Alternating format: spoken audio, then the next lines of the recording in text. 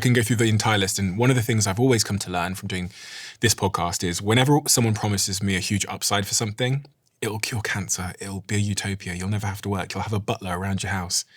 My first instinct now is to say, at what cost? Yeah. And when I think about the economic cost here, if we start there, have you got kids? I have 4, yeah. 4 kids.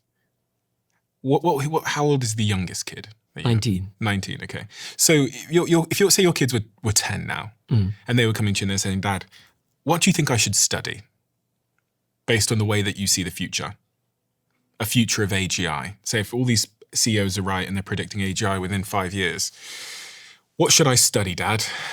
Well, okay, so let's look on the bright side and say that the CEOs all decide to pause their AGI development, figure out how to make it safe, and then resume in whatever technology path is actually going to be safe.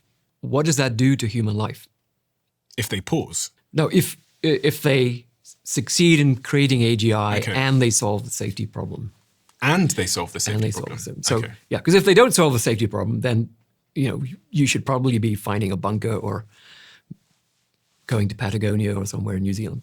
Do you mean that? Do you think I should be finding a bunker? No, because it's not actually going to help.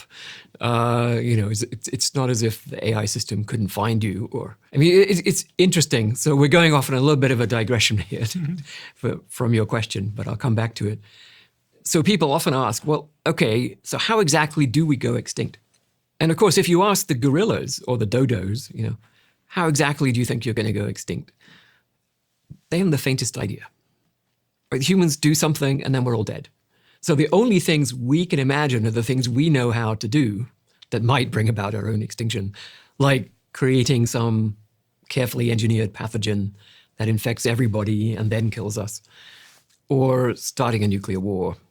Presumably, is something that's much more intelligent than us, would have much greater control over physics than we do. And we already do amazing things, right? It's amazing that I can take a little rectangular thing out of my pocket and talk to someone on the other side of the world, or even someone in space.